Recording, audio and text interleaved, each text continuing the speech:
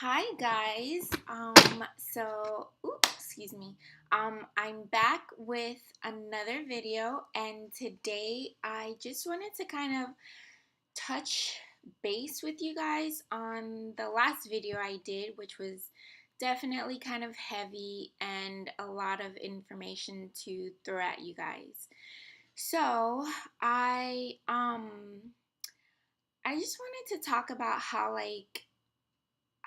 I was able to get through that, all of that, um, and just give you like a more positive understanding of my life as well. Like, don't get me wrong, like, I did go through a lot of stuff and it wasn't easy, but all along the way, I had something guiding me. I had a spirit. I just had the love of God always there with me, no matter what I was dealing with or facing or going through. Um, so I definitely don't want to leave you guys with this hard impression that, I just dealt with such a, a tough, which I did. I'm not gonna lie, I dealt with such a tough person in my mom, but because of that, it's made me who I am today. Um, and that is what I want to talk to you about in this video, who I am today because of my experiences and because I chose to, um, I guess, do the hard work of working on myself and trying to better myself through accepting being accepting of who I was and just loving myself all along the way. So where do I begin? I think my glasses are crooked. Anyway, so I don't know, like, I just um I would say I just got tired of certain things in my life and I didn't like the way certain things were. Sorry, I just got a text. Okay. So I just have like um the the yearning to start treating myself better. Excuse me. And to start believing in myself more. And it was gradual. It was a gradual step to get to these spaces um, where I wanted to be. So I can tell you, like, I just started wanting more for myself and more for my life. And I think one thing that did that for me was the fact that I saw a decline in my health and I was tired of that decline. Well, first I saw a really good um a really good state of being healthy, and all of this happened when I moved to South Korea. So there was a time in my life where I moved to South Korea and I was teaching English as an ESL teacher in South Korea.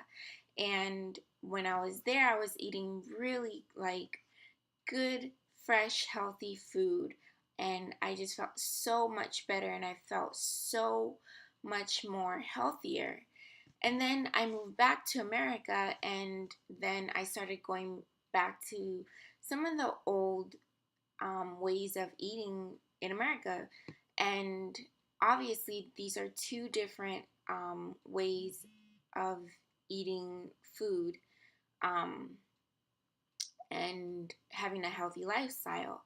So I got sick when I came back to America, and I'm just like, what is going on with me? Like, I was so healthy when I was in South Korea. I didn't get sick once. I think like I did get sick, but it was like a really like insignificant episode that I had and I could deal with it. But when I came back to America, I had a really major episode of my sickle cell uh, disease, and I was just so sad and so like, I want to say depressed, but I was just really unhappy about the fact that I was going backwards.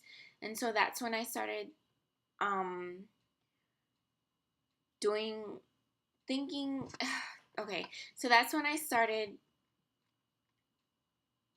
um just taking steps towards eating healthier, being more cognizant of what I was putting into my body, making sure that I didn't have any um making sure I just didn't have too much of the things that were causing me to feel not at my peak, like the way I felt when I was in Korea. So when I was in Korea, I ate a lot of seafood, a lot of fish, um, just a lot of vegetables. So I adopted that once I came back to America after I got sick.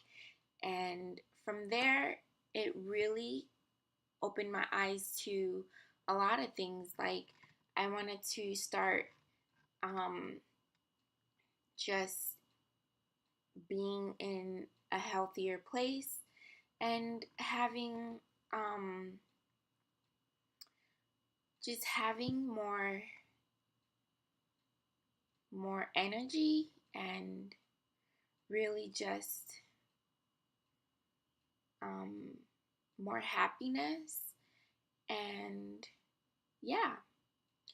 And so at this time in my life, I was also going to a church that I don't know, I didn't feel very connected to the teachings, excuse me, that were happening. And I wanted to be more loving to myself. I think I just wanted a church that was more loving in their beliefs and more accepting, which is crazy now that I think about that. I didn't put the two together.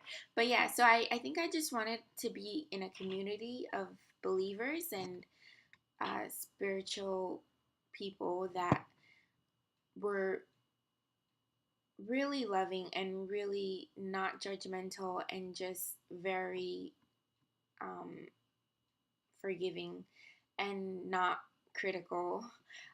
So yeah, I think like the church that I was a part of at the time were all these things, and these were the things that I didn't like about my life at the time. So I did the diligence of finding a place where I felt like I could be more of myself. Like I didn't have to be an idea of something, but I could just be. And the fact that I was myself was good enough. So that really helped me to kind of, that really, really helped me a lot to start the journey of like believing in myself and wanting more for myself and actually pursuing um, the the desires and the dreams that I had. And so the name of the church was Epic Church, and this church was in Philadelphia because that's where I was living at the time. And it was just such a blessing to me because I was able to kind of overcome a lot of the self doubt and self hatred that I had with myself at the time. And it really built up my self esteem, being a part of that church. And from there, I believe that's when I started like really just um, believing in my hopes and in my ideas. And um, and so with that, I think like I started uh, just how do you say, like, I just started filling myself up with more of the things that um really I'm sorry. I thought someone was about to come through the door, but they're not. Um so anyway, I just started filling myself up with more of the information and knowledge that I could about becoming something and about doing things and about um just building on what I wanted for my life.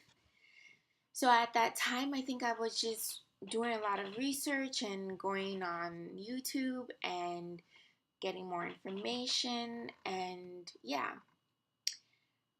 But also I applied for grad school at the time, and I got in, and that really took my life one step further. So all along, it was just all these little steps that I was taking to get myself to a place where I felt where I knew I wanted to be. So it was step by step by step that I took to get to a lot of the, how do you say, a lot of the achievements that I've had in my life. And it was all by just wanting a little bit more for myself and wanting to do a little bit better and wanting to know a little bit more about one thing or another. And yeah, so I don't want to take too long on this video, but I just wanted to give you insight into how I was able to kind of get past um, the struggle. And I didn't mention this, but I wanted to say, like, I had to do a lot of forgiving when I went through the things that I went through with my mom and with my family, but really with my mom. And that's just a part of life. Like, you have to learn how to, like, let go and how to forgive people and how to move on and how to just also forgive yourself and be able to be at peace with things that don't necessarily work out the way you expect it to. Um, and all of this stuff is things that I can teach you guys through coaching and just sticking around and knowing more of the kind of things that I like to dive into when it comes to self-care and self-love and self-acceptance and having self-awareness. Um, yeah. So, okay. I hope that makes sense. I hope you guys understood the things that I talked about in this video. I know sometimes I can be all over the place and not really have a clear um, point to bring you, but yeah, I hope you guys just got an understanding of the things that brought me to a place where I can now be excited about life and um, loving who I am and being okay with the way things are in my life and the way things um, come about for me. And I hope you can get um, some sort of value from this video. Okay, I will talk to you guys soon. Take care.